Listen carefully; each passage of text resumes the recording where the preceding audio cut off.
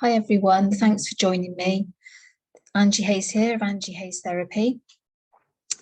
And I've put together this 3-part video series, which is all about infidelity in relationships. And I'm going to cover 3 separate issues.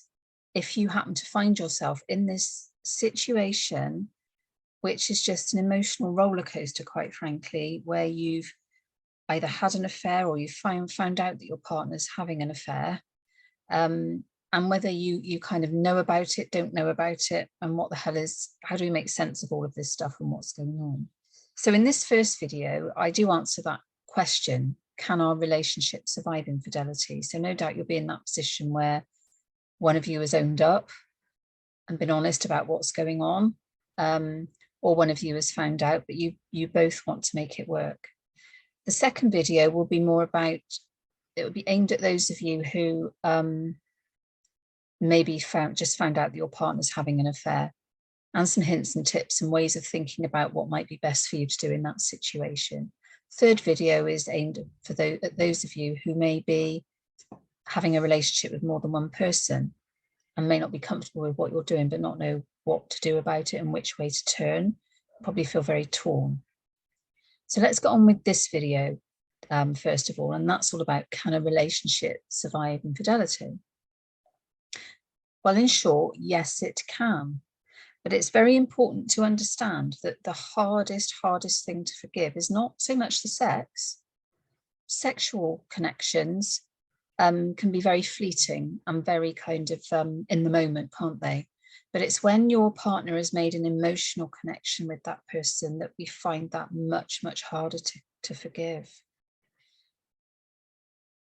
However, it can be overcome, but there must be 3 conditions present that you need to be able to either demonstrate if you've had the affair, or see demonstrated if you're the injured party, so to speak. First thing is, you must apologize. You must see an apology, and not just, oh, I'm sorry I did that, I won't do it again. There must be real remorse and an understanding of the impact that this additional relationship has had on the existing relationship and on your partner. The way it's made them feel ashamed and stupid and totally cut off from you, not able to trust you. The second thing that needs to be present is that if you've had an affair, you need to take responsibility for it. And if you don't see your partner taking responsibility for what they've done, and they start blaming you and blaming all sorts of other circumstances, but not actually saying, it wasn't the best way to handle my feelings, I shouldn't have done it, and I'm so sorry for all of the impact that it's caused you, then they're not taking responsibility for what they've done. And that's going to be difficult to work through. The third thing is that you both need to be prepared to do the work. What's the work? Well, rebuilding trust is the work. And it's not just a case of thinking, oh, well, we'll just go back to the way we were. Something needs to change in the relationship. And you may need a little bit of support with figuring out what that might be and what's best for both of you. But this actual whole concept of doing the work is not thinking everything's just going to go back to the way it was, because you need to understand that you need to work out how the relationship is going to work going forward and what was going wrong in it to make it come to this point.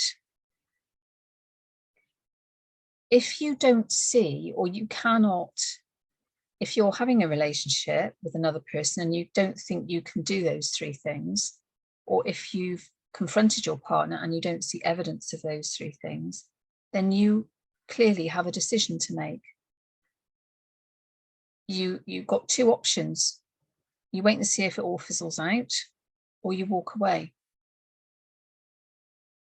The one thing I want to press upon you today, my little loves, is that if you don't see all of those 3 things present, no amount of therapy is going to help you. No amount of therapy is going to help you to get the outcome you want in your relationship. You both have to be singing from the same hymn sheet, and you both want to really have to make it work. If that isn't present, and it's only present in one of you and not the other, then I'm sorry to deliver this message, but it is highly unlikely that at very best your relationship is ever going to change, and that may be fine for you. You might rather have that than the alternative, which is to cut and run.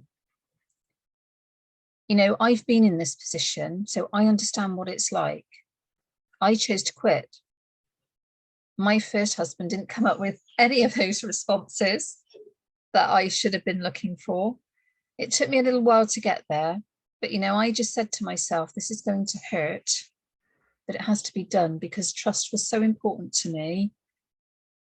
And I could never trust a person like that who couldn't even have an appreciation of my needs. And I could not be putting my energy any further into someone who thought so little of me. So that's me speaking from my own personal experience, but your circumstances may be different.